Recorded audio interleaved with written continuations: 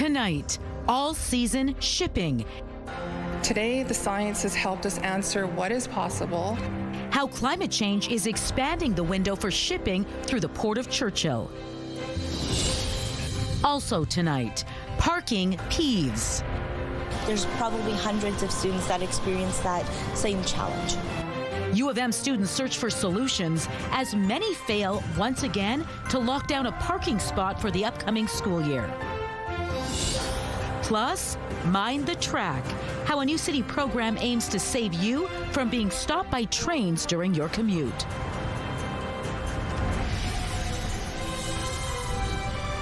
CTV News. Live from downtown Winnipeg with Marilee Caruso. Good evening. Thanks for joining us. The shipping season through the Port of Churchill could be much longer due to climate change. Studies cite declining ice levels and new marine technology. Premier Rob Canoe says it shows the port could be used year-round for cheaper than once thought. But critics say there's an environmental cost. To explain, CTV's Jeff Keel joins us now live. So, Jeff, what does the research say about moving goods 12 months of the year? One study says that would require ships built to withstand ice, even if warming hits the worst-case scenario. The provincial and federal governments are confident products could be shipped year-round through Manitoba's Port of Churchill.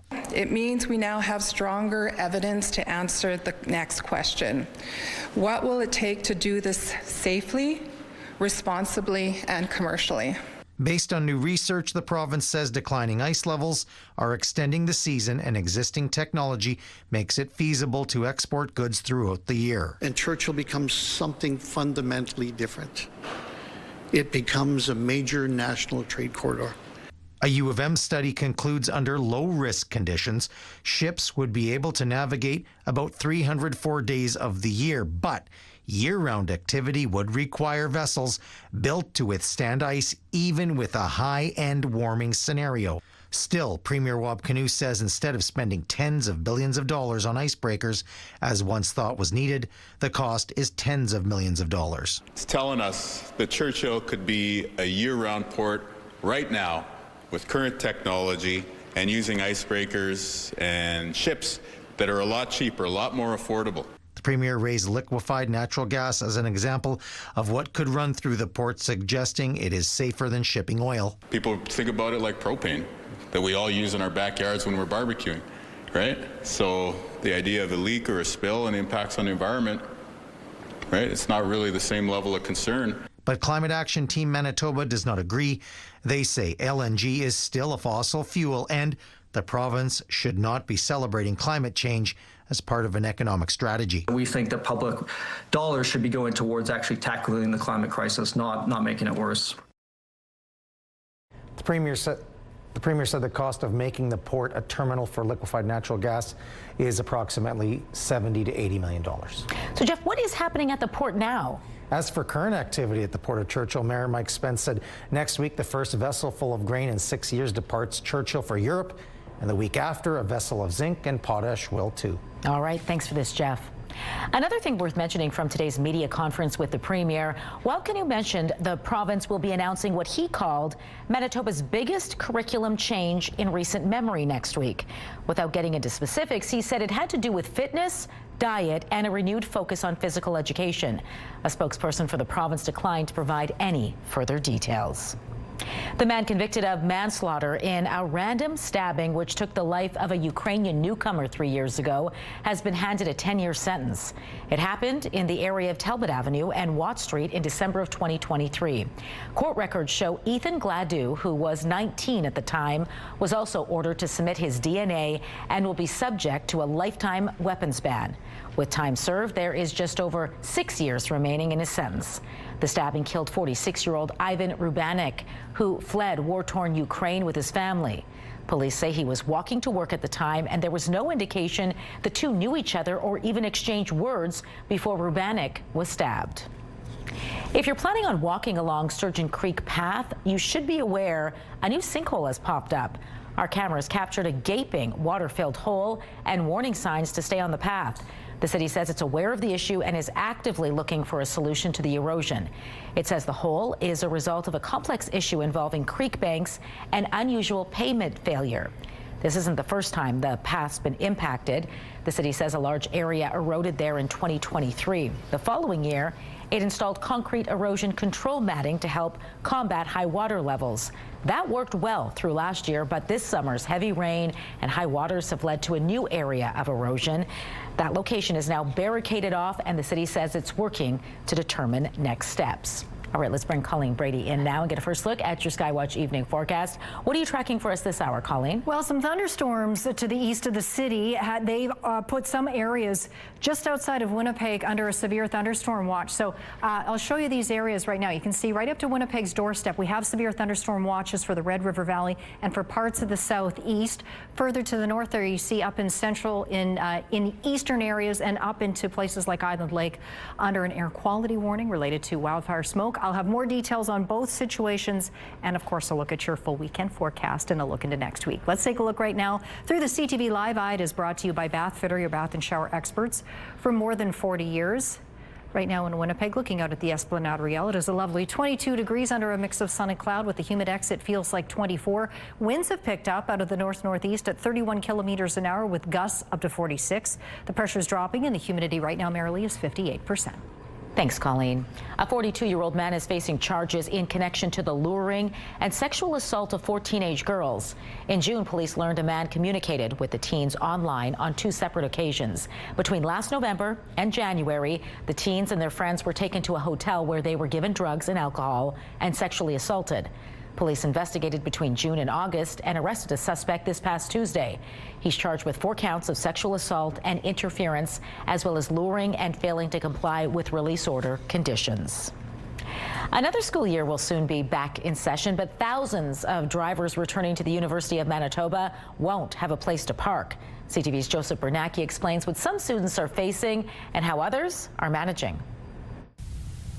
It's a quiet Friday afternoon here at the University of Manitoba parking lots, but in a few weeks' time, they will be packed with cars. The trouble is, some people didn't even get a chance to secure a spot. Especially this year was a lot worse. In the past, I've been quite lucky joining and being only a few hundred in line, and this time I was 11,000 in the line.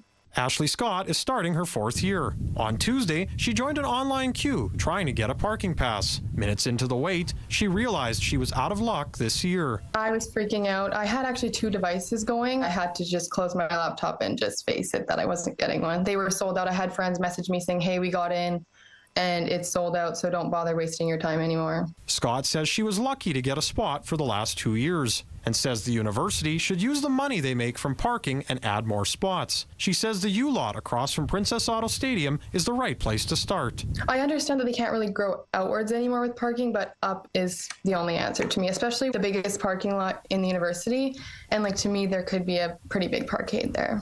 It's not the first time this concern has been raised. The University of Manitoba Student Union says it's been an annual problem for a long time. As of fall 2025, there were more than 27,000 undergraduate students and nearly 32,000 total on campus. Let's build parking slots up instead of building out.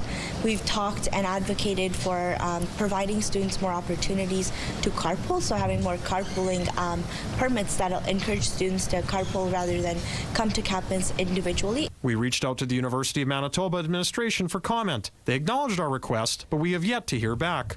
Nilofer Vahora buses or bikes to campus, and other people are getting around the problem by using social media to offer carpooling. Let's say that I have a carpooling service. I'm coming here with my car and I have a parking spot. I will get other people on Marketplace and then we can carpool together. Joseph Bernacki, CTV News, Winnipeg.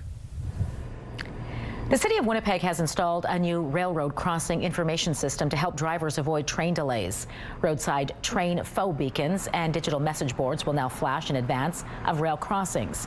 It's intended to help drivers decide whether or not to reroute or wait the train out.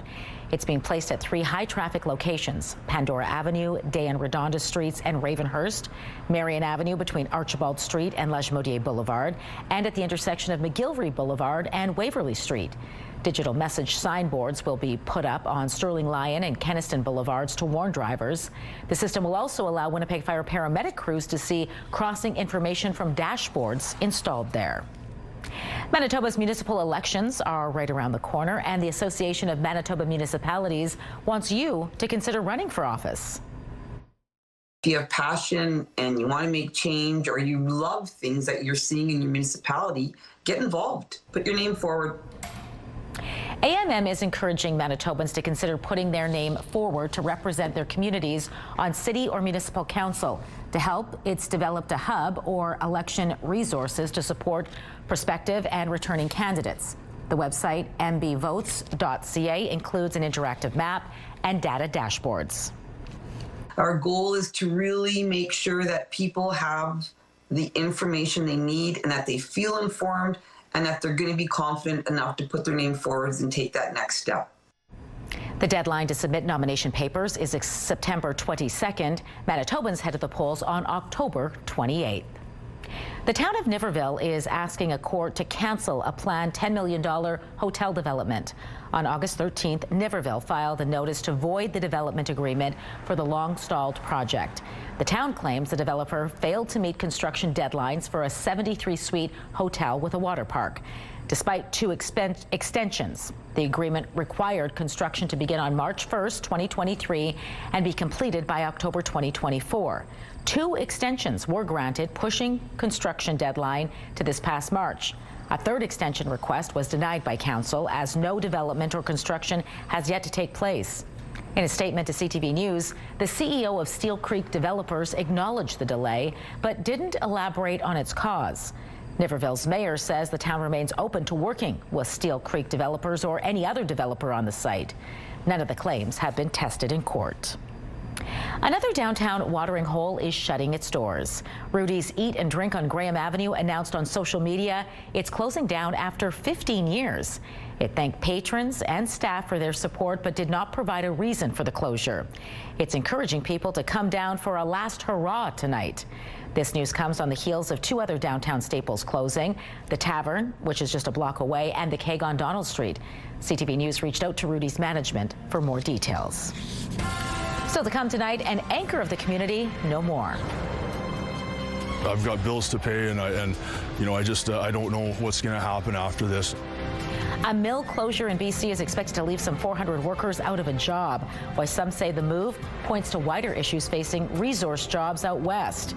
Plus, what to watch for as the clock ticks down on yet another U.S.-imposed tariff deadline. Those stories and more when we return. Tonight, crude oil made a small gain. The loonie climbed to 72.67 cents U.S. Gold futures added $109. The TSX was up 254 points. The Dow Jones jumped 517 points, while the Nasdaq also gained a bit of ground. Some Canadian financial institutions are updating their codes of conduct to restrict employees' use of prediction markets. The new rules have been implemented by banks like RBC, TD, and National Bank. They target employees who have access to non-public information, barring them from betting on events like Bank of Canada interest rate decisions or corporate earning metrics, which determine a company's profitability. The new policies follow similar measures taken in the U.S. to prevent any conflict of interest within the firms. It's once again down to the wire. We are just hours away from Donald Trump's threat of 50% tariffs on a wide range of Canadian goods if a deal isn't reached by midnight. And that meant another day of intense negotiations in Washington. CTV's Vasi Capellos has more. Well, there are a couple of really important things from a political perspective I think we can take from what's unfolded over the past few days, even the past few hours. The very fact that the Canadian negotiating team has been engaged as long as it has with their counterparts in the United States, even since the extension of the 338 tariffs, tells you there's actually a lot left to negotiate. Despite the framing from the U.S. president as, almost a fait accompli, those details are really salient. I'm going to tell you why using one example, the steel sector, right? So baseline tariffs, we understand from our reporting and others, will go from 50% to 25%. But the U.S. intention is to impose a quota. So steel under that quota will get 25%, but over the quota will be subject again to more punishing tariffs. So what is that quota? That's what's being negotiated right now. And it's actually a really important number because it's going to help us assess the metrics and the veracity of this deal overall. The second thing I'm really focused on is the politics of all of this. And that is because there are a few interesting things germinating from these negotiations. And the first appears to be that we will accept a baseline level of tariffs. And that's not exactly something I would say that the Canadian public has been primed for by the Prime Minister. He talked a lot about getting the best deal compared to other deals, but the other deals are not great. So if ours is not great, but not the worst, is that enough to land with Canadians who haven't really been primed for the possibility that it might not be that great of a deal at all? I think that's really a challenge for the Prime Minister when the mood of the public, as public opinion polling shows, is so much geared to not wanting to concede more to the President, to stand up to the President. How is he going to kind of reconcile those things if, in fact, the deal appears to be what it is and there is a baseline level of tariffs that remain? That's a big political vulnerability for him moving forward. Vashi Capellas, CTV News, Ottawa. A British Columbia community is being rocked by the closure of its pulp mill. Hundreds of people have now 2 months to figure out what their future is, and workers are calling it a gut punch. It's being blamed on a perfect storm of problems, including the trade battle with the U.S. CTV's Andrew Johnson reports from Gibsons, BC. On a spectacular August day, a dark cloud is hanging over the future on BC's Sunshine Coast. I can't see families staying if that is their sole base of money coming in to support their families. Families like Andrew Appleton's. I've got 4 kids, and you know, I've got bills to pay, and you know, I don't know what's going to happen after this. Appleton's worked at the Howe Sound pulp mill near Gibsons for more than 2 decades. So do 400 others. They'll all be unemployed as of October. It was a huge gut punch to everybody all at the same time, you know, from top to bottom. And a major blow to a town that has been tied to the mill for as long as anyone here can remember. Every restaurant, every grocery store, every business on the Sunshine Coast is going to be impacted. The mill's owner, Domtar, is blaming reduced demand from Asia, poor prices, and a lack of wood fiber. The industry has also taken a beating from tariffs. This storm has been coming. We know that the tariffs aren't helping. We know that the lack of a deal isn't helping. This is the third BC mill to announce a shutdown in just the past 8 months. The union says successive governments have failed to make bold moves to keep the industry competitive. We don't want to see ghost towns all across British Columbia, all across the country, because the governments can't get it together and deal with the forestry situation. In the short term, hundreds of people here will need to pivot quickly. Chris Perry's at the end of his career. He fears the resource jobs the province was built on are being forgotten. I'm old. I'm 4 months away from retirement. I just lost my job. And you're telling me AI is the answer? Domtar is not officially closing the pulp mill. It's calling this an indefinite idling. And the union says that's enough to keep the door open just a crack in its fight to find a way to save these jobs. Andrew Johnson, CTV News, Gibsons, BC. Canada, the UK, and Australia are denouncing Israel's decision not to pursue criminal charges over a military strike that killed aid workers in Gaza. Jacob Flickinger, a military veteran from Quebec, was among those killed in 2024 when a convoy of World Central Kitchen vehicles were hit. Israel concluded this week its military mistakenly identified the workers as Hamas operatives, but says it wasn't criminal. Officials in Sweden say a man with a sword killed 1 person and seriously injured 2 others at a high school northwest of Stockholm. Police arrested a suspect, and the Swedish public broadcaster reported that person is an 18-year-old former student with a past assault conviction. The school of 450 students had just opened after summer break. A Russian missile struck a shopping center in central Ukraine today, killing at least 15 people. 130 others were injured. Ukraine's president said there was an initial wave of drones that hit the area, followed by a second wave as rescue workers responded. He vowed there will be a response. The city has been hit multiple times during the war. Attacks in 2 other regions killed 6 people. The Ukrainian Air Force says it shot down or suppressed 107 of the 135 drones launched by Russia overnight. Two men were stabbed during morning prayers at a Sikh temple in Edmonton. An altercation took place. He interrupted the morning prayer service. So the people who were doing the morning prayer service, they were able to subdue the guy. The World Sikh Organization says the two priests who intervened were attacked with a screwdriver. A 27-year-old man was arrested at the scene. Police say the suspect had just been released from a federal prison yesterday. An investigation is underway to determine if the incident was hate-motivated. Cleanup efforts and damage assessment are underway in the U.S. Northeast after tornadoes touched down. The twisters touched down in Dover, Delaware, and on Long Island, New York. They happened during storms that battered the region with heavy rains yesterday.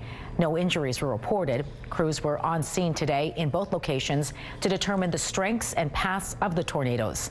A state of emergency was lifted in Dover this morning. The storms also caused flooding, which trapped more than 70 people in their vehicles in New Jersey. To the UK now, where Prince Harry and 6 other claimants have been ordered to pay an initial $13 million to the publisher of the Daily Mail newspaper. It follows their failed invasion of privacy case. A judge said today the payment will have to be made by August 28th, and the group could face an additional $34 million in legal costs. They lost a high court case in London last month during which they alleged malpractice such as illegal hacking of phones. Some of the other claimants include Elton John and Elizabeth Hurley. As a mom and, as parents, I was so proud, to be honest. Reading, writing, and arithmetic at the age of 5. Meet the Mensa member with a massive IQ, ready to start kindergarten. A warm second half of the weekend. Sunday kicks off the long-range forecast for Winnipeg. Sunny, 25 degrees, and if that isn't warm enough for you, we go up to 27 on Monday. Showers still possible. Same thing on Tuesday, not quite as hot, 23 degrees. Wednesday, we can't entirely wipe out the possibility of showers. It's just lower. Otherwise, again, a mix of sun and cloud, 24 degrees. Back up to 26 in the sunshine by Thursday. Have a news tip? When you see news happening, let CTV News Winnipeg know. Text your tips, pictures, and videos to 10400. That's 10400. Message and data rates may apply. A 4-year-old Calgary boy is among the top 0.1% of kids in the world based on IQ. He just scored a 160 on the world's most famous IQ test for his age group. And to put that in perspective, Benjamin Franklin and Stephen Hawking scored the same. Tyler Barrow caught up with the preschooler as he gets ready for his next test, kindergarten. Peru, this one, Algeria. After seeing their flags, Ali Aldalawi can list dozens of countries. His smarts don't end there. He's also very funny, loud, creative, and curious. You will have to come down here, no I will. He's now 5 years old and already reading with ease, but he can also crunch numbers quickly, which is what he prefers. Math or reading?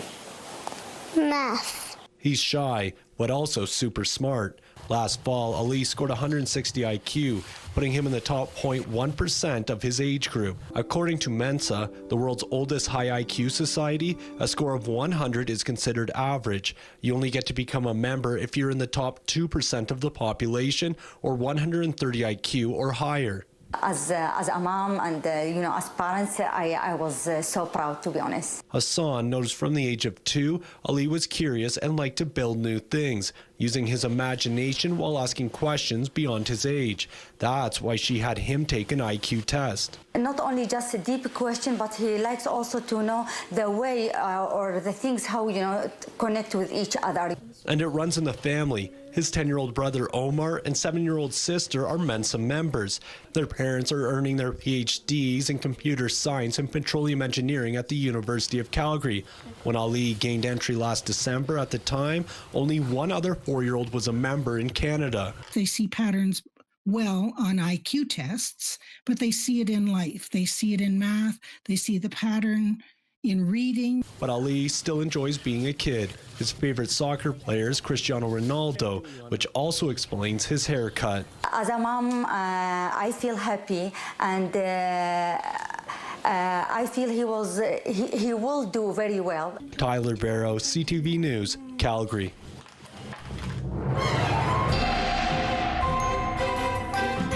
CTV Skywatch weather brought to you by South Beach Casino and Resort. Visit southbeachcasino.ca. Colleen Brady back now with an update on some thunderstorms she's been keeping an eye on for us. Still roaring through southeastern Manitoba, as you can see behind me on the radar. So we still have a severe thunderstorm watch that's in effect. So here's a look at them as they move along across the southeast. So these areas that continue to be under a severe thunderstorm watch are just right in these areas right here. So Winnipeg is not under the watch itself, but areas immediately to the east and the south, the Red River Valley are, and further into southeastern Manitoba. So while this watch remains in effect, thunderstorms moving through those areas now are not severe, but they could become severe. And if they do, the main threats could be heavy downpours anywhere from 50 to 100 millimeters an hour, up to 3 centimeter size hail, and wind gusts in excess of 90 kilometers an hour. So these storms could get pretty wicked. They already were earlier today. I'll show you a photo coming up in just a couple of moments. Next door in northwestern Ontario, we are seeing a little bit of thunderstorm activity as well, but no weather alerts in effect on that side of the border. Back in northern Manitoba tonight, a few light clouds across the region, but we do have an air quality warning that's in effect for east central Manitoba around Poplar River, that region, and then up into the Island Lake area. So air quality is expected to improve in the coming hours, but for the time being, you may notice that wildfire smoke. You will also notice these showers once again if you are in the northeast, and thunderstorms that could develop in the north tonight, more on the eastern side down into the southeast. All of these are firing off in the wake of a low pressure system that is in the process of departing the region. And as I mentioned, some of those storms starting to pop up in northwestern Ontario, not as many, and they're not severe. At this point, too, I should remind you, they're not severe in the southeast, but be vigilant while that watch remains in effect. As we move into the later hours of tonight, the sky will clear on out. Those showers will ring on out as well. Sunshine to start off the weekend all across Manitoba, east into northwestern Ontario. It will be sunny for the most part all throughout the day on Saturday. A nice summer day. Summer is not done with us yet, even though we are descending into late August, if you can believe it already. Overnight we go Saturday night into Sunday, pretty quiet over our region, and then it will be another nice day to cap off the weekend on Sunday across Manitoba and northwestern Ontario. So for tonight for Winnipeg, we should drop down to around 13 degrees along the way. At least early this evening, there's still a minimal chance of showers with a thunderstorm risk. It's not zero for the time being, but after that, partly cloudy. Winds out of the north at 20 kilometers an hour for the next couple of hours, and then those winds start to diminish over the city. The UV index for tomorrow, Saturday for Winnipeg, is 6 or high. Sunny start to the weekend tomorrow morning, 15 degrees. Winds light out of the northwest on the way to a high of 24 degrees, still quite sunny. Winds will start to strengthen straight out of the north at 20 with wind gusts up to 40 kilometers an hour. Up into the northwest, or let's start in the northeast, shall we? We've got those showers quite likely tonight again in Churchill, Gillam, and down into Island Lake. So Island Lake not only contending with the potential for thunderstorms, but also with that wildfire smoke. 10 overnight there, 6 overnight for Thompson, partly cloudy. Sunny in Thompson tomorrow, 19 degrees. And after the soggy times over the last few days, really over the last couple of weeks, you'll get some sunshine once again across the northeast. In the northwest tonight, watch out for fog overnight in Lynn Lake, dropping down to 7 there. Clear late tonight through Flin Flon, OCN, and the Paw. 9 degrees in those communities, Norway House and Norway House Cree Nation, down to around 8. Sunny around the region tomorrow, highs in the low 20s. In the southwest tonight, partly cloudy right around the region. All areas really, Brandon, Neepawa, Dauphin, down to 9, a little cooler at 7 overnight for Swan River. Sunny for your Saturday, 23, 24 degrees for all regions, including Brandon and Dauphin. Winnipeg in the southeast tonight, just a few clouds at most, but really we should be pretty clear in the overnight hours, partly cloudy to start, clearing overnight. Down to 13 here in the city, 11 outside of the city. Pinawa, that's 11 overnight, not 1. It's not going to get that cold for you, not just yet. And in northwestern Ontario, down to 11, 12 degrees overnight, partly cloudy. And then tomorrow, it will be a little cloudier around the region, not much sunshine, and highs a little cooler too, around 21 or 22 degrees. Our first weather photo takes a look at the pelicans that Brian spotted over southern Winnipeg. How about that? Out there enjoying the water. And this is a look at some of those wicked storm clouds. This is quite the shelf cloud that developed earlier today out near West Hawk Lake. Eileen said at one point they had to just pull over. They just couldn't see anything, and there were cars that were pulled over as well, as you might imagine. Send us your pics to Winnipeg Weather at ctv.ca. Thanks, Colleen. We are wrapping up the first week of the Tupac Shakur's murder trial. The rap icon was shot and killed in Las Vegas in 1996. Jurors heard testimony from multiple witnesses, including a recording prosecutors say was a confession. Jacqueline Lee has the details. Jurors in the Tupac Shakur murder trial heard testimony from multiple witnesses Friday after hearing an alleged confession from Dwayne Keefe D. Davis the day before. Jurors sat for hours on Thursday listening to a 2008 recording from LAPD detectives where they alleged Davis admitted to involvement in Shakur's murder. And all the girls were going crazy on the corner. And today, a second recording, this time from 2009, was played, where prosecutors say Davis once again admitted to being in the car and providing the gun that was used to shoot and kill Shakur. In the recordings, he was heard telling the LAPD and later Las Vegas police that he gave the gun to a man named Dre, who was too scared to fire, and then the gun was given to Davis's nephew, Orlando Anderson, who fired. Who got to shoot? Orlando. Dre went to shoot, so Orlando was like, give me a shot. Okay. So when Davis spoke with LAPD, he was under an immunity deal called a proffer agreement, in which he was told the information would not be used against him in exchange for giving police information. But prosecutors say that proffer agreement was invalidated when Davis told and retold that version of events not only to Las Vegas police, but also went public with his admission and even published a book about being involved in the murder. They're looking also at the differences of how these crimes and these instances are articulated through the proffer agreement, the interviews, the book, and the defense is going to do a thing of trying to show that if he's lying in one area, maybe he's lying in others. Davis's defense attorneys claim his statements were lies, that he did not write that book to sell books, and that there is no evidence to back up the statements he made so many years ago. Jacqueline Lee, ABC News, Los Angeles. Up next, the Mole Mobile rolls into Winnipeg. It's your chance to get that dubious dot on your body looked at by a professional. I'm going to chat with one of the dermatologists behind the program when we return.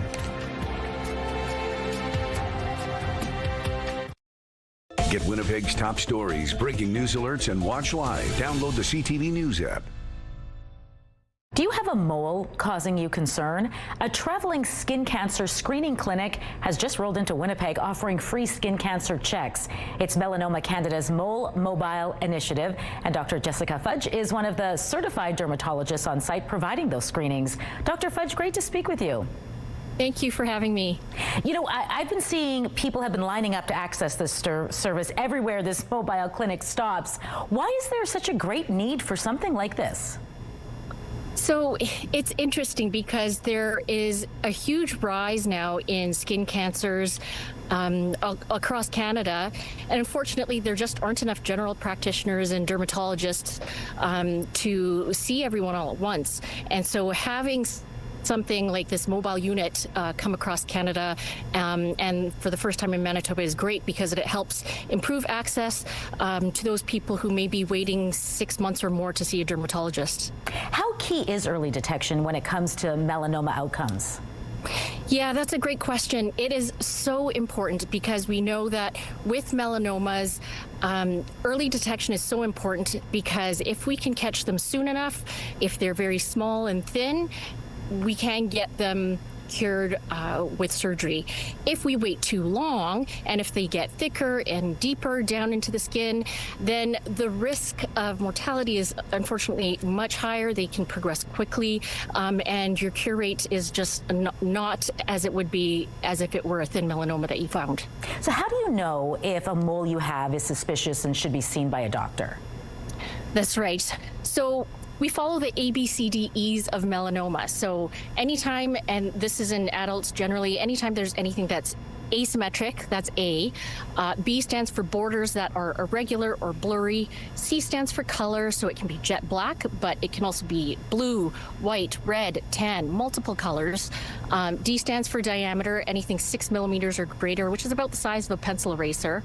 And if that's too hard to remember, I always say, you know, E is the most important, evolution. So anything that's changing rapidly in any way, size, shape, color, typically over a short period of time.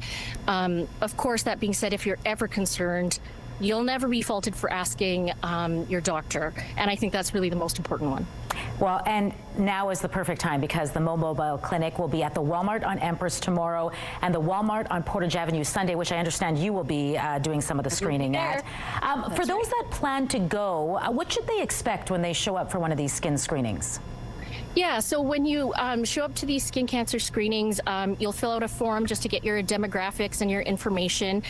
It does not matter if you do or do not have a family doctor, and you'll get escorted into this mobile clinic that is very nicely set up for privacy, and you'll meet with a dermatologist, and we will look at whatever skin concerns, moles, or suspicious lesions that you have.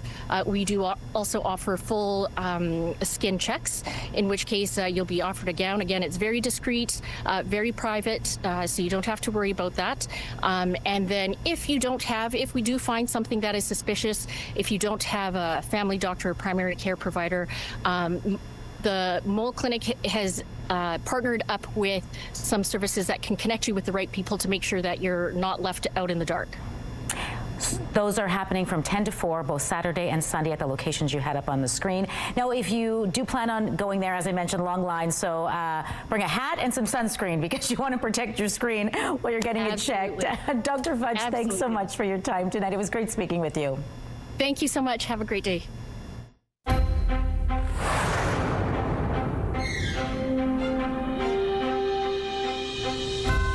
As health experts look at ways to prevent Alzheimer's disease, several studies have pointed to the benefits of exercise. Now, new research suggests not all physical activity has the same impact. A team at the University of Southern California looked at findings from other studies.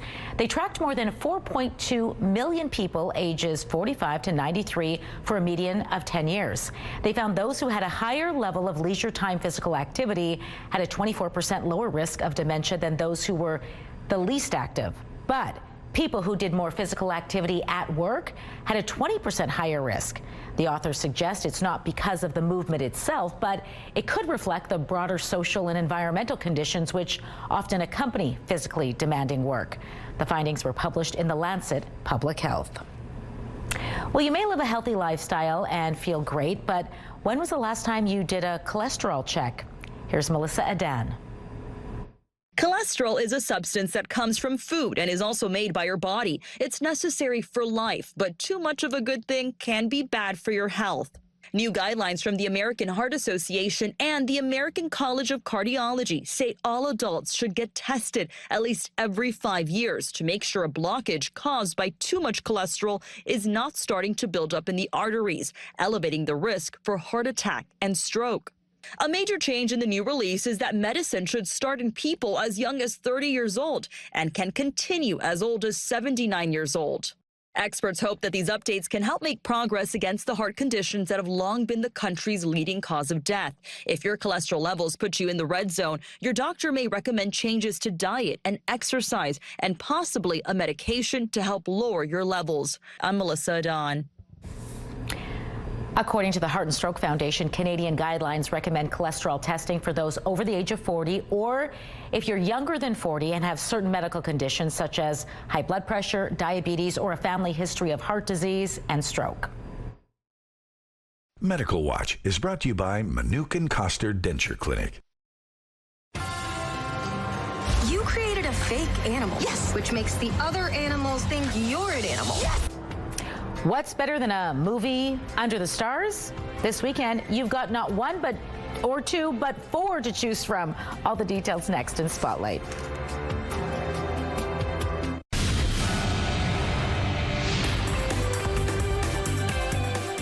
Spotlight, sponsored by the Casinos of Winnipeg, presenting Jessica Curson. Just a note, if you're heading over to the Country Rising Festival at Winnipeg's Blue Cross Park this evening, in a post to social media just a short time ago, the Winnipeg Goldeyes Baseball Club indicated the headliner Big X the Plug will not be there. The post says they understand the frustration, but add it's an independent event and any questions or complaints should be directed to the promoter, Social House Entertainment. We have reached out to the promoter for details.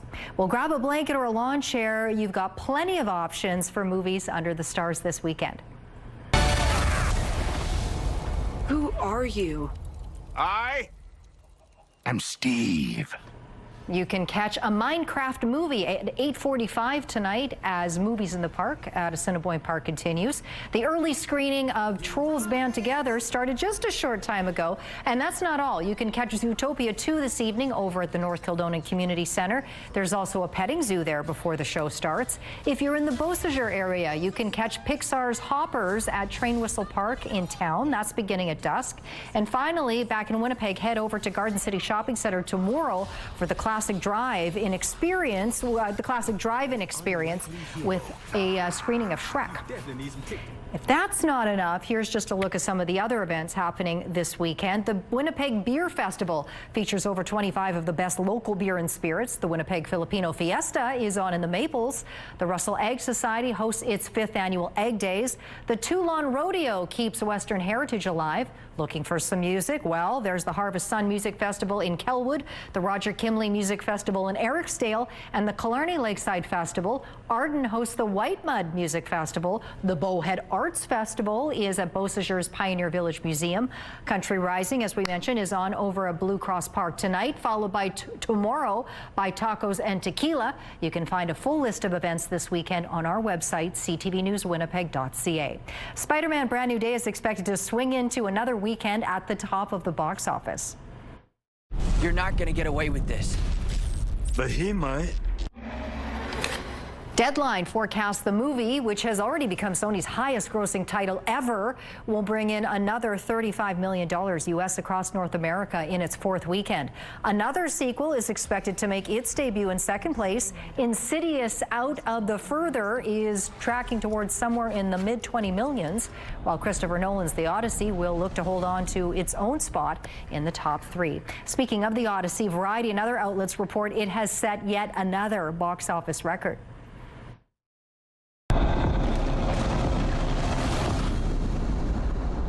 Help me go home. It's now the highest-grossing R-rated movie of all time. It's brought in more than $1.35 billion U.S. in worldwide ticket sales, surpassing 2024's Deadpool and Wolverine. The star of that franchise, Ryan Reynolds, shared his congratulations to the cast and crew of The Odyssey for the achievement. The star-studded adaptation of Homer's epic previously became director Christopher Nolan's top-grossing film, beating 2012's The Dark Knight Rises. Well, reports out of Hollywood suggest the team behind James Bond is approaching a decision on the next actor to take on the iconic role. Name? Bond.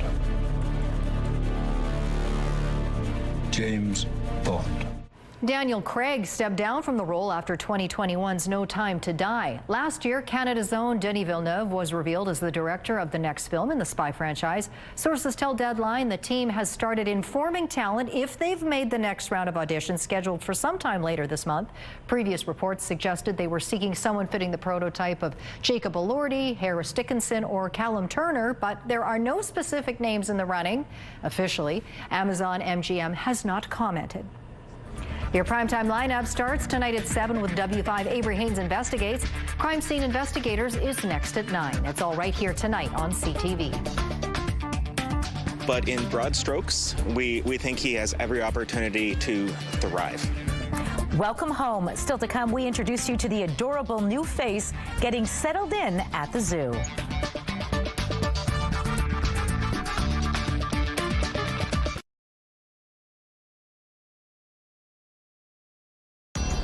Women's clothing provided by RW & Company. Salon services provided by S&T Spa Salon.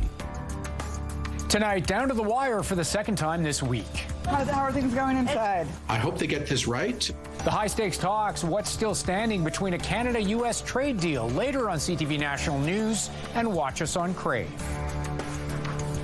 26 degrees was our highest temperature today on this day a year ago, almost the same, 25.7. Tonight will clear out overnight, dropping down to 13. Sunny throughout the weekend. Temperatures getting into the mid-20s in the afternoon, so quite lovely. Showers possible as we head into Monday and Tuesday. Warm Monday, 27 degrees, 23 Tuesday. Still a low chance of showers Wednesday. We can't knock that right out just yet. Otherwise, a mix of sun and cloud, 24 degrees. Back into the sunshine Thursday, merrily 26 degrees too, and you see those overnight lows. Not too bad for this time of year. Thanks, Colleen. Assiniboine Park Zoo has a fresh new face. A new polar bear cub has arrived. The cub is from the Churchill area. He was transferred to the zoo because his mother was found dead. Now, according to the Conservancy, polar bear cubs orphaned in their first year cannot survive in the wild. He's now receiving specialized care from animal experts and scientists at the zoo's International Polar Bear Conservation Center. But you won't be able to visit the cub in its new surroundings just yet. It needs to undergo a quarantine period and remain behind the scenes while specialized teams assess its health and needs. We don't know the circumstances that resulted in Mom's passing, and we want to make sure the cub doesn't have anything that it might be incubating that might cause concern for other animals in our care here. So we're monitoring him very carefully, and we're also supporting his transition. He doesn't know people are here to help. He doesn't know what our food is. And so it's getting the bear used to all of the aspects of care here as opposed to what he had living in the tundra. Meantime, if you're wondering why there's green markings on his face, no, it didn't get into markers or paint. This is just excess dye from an identification tattoo he received in Churchill. We're told it's harmless and it'll be gone in a few days. As for the company he'll be keeping, there are currently 6 rescued polar bears at the zoo. All right, before we leave tonight, some very important business to take care of. Big birthday for one of our crew members here, Scott Forsyth. Happy 70th birthday. Happy He's the birthday. He's the guy that gets everything up on your screen. So he's working hard tonight, hiding in the back. He's over there. He's over there. We wish you a very happy birthday, and we're very lucky to have you part of the team. All right, for the rest of you, have a great weekend.